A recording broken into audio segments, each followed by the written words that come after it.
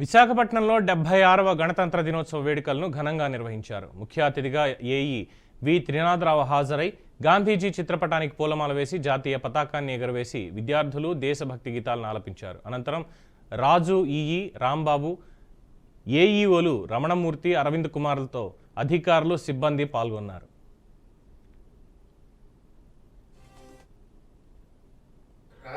భారత రాజ్యాంగం ఏదైతే అమల్లోకి వచ్చిందో ఆ రోజు అనగా 26/1/1950 నుంచి ఈ గణతంత్ర దినోత్సవ వేడుకలు జరుపుకోవడం జరుగుతుంది.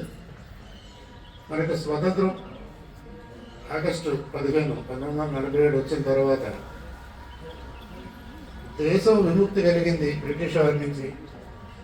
ప్రజలు కూడా వారు వ్యక్తిగత స్వేచ్ఛ కావాలని, వాళ్ళ హక్కులు కల్పించాలనే ఉద్దేశంతో ఈ భారత రాజ్యాంగం తయారు చేయడం జరిగింది.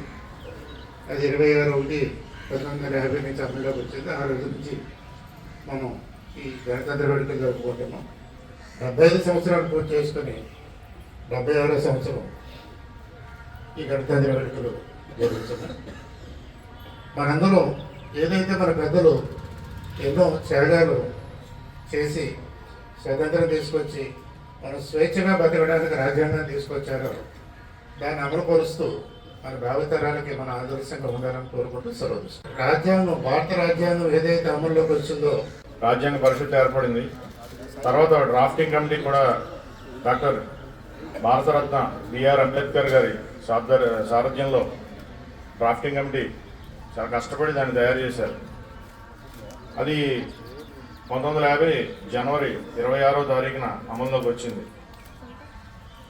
ఈ రాజ్యాంగంలో మనకి స్వేచ్ఛ, సమానత్వం, సౌభ్రాతృత్వం ఇలాంటి అంశాలన్నీ కూడా ఉంటాయి. కాబట్టి అందరూ కూడా ఈ రాజ్యాంగ విలువల్ని గుర్తించి తదనుగుణంగా మన భారతదేశం మరింత పురోభివృద్ధికి వెళ్ళే విధంగా భావితరాల పిల్లలు, మన విద్యార్థులు, మన పిల్లలు, బాలబాలికలు అందరూ కూడా ముందుకు వెళ్ళాలని నేను అందరికీ కూడా మన వరాహ లక్ష్మీ నరసింహస్వామి అనుగ్రహం అందరికీ ఉండాలని మనస్ఫూర్తిగా కోరుకుంటూ నాకు ఈ అవకాశం ఇచ్చినటువంటి కార్యనిర్వహణాధికారి గారికి, ఇక్కడ ఉన్న సిబ్బందికి, పెద్దలందరికీ రిపబ్లిక్ డే శుభాకాంక్షలు.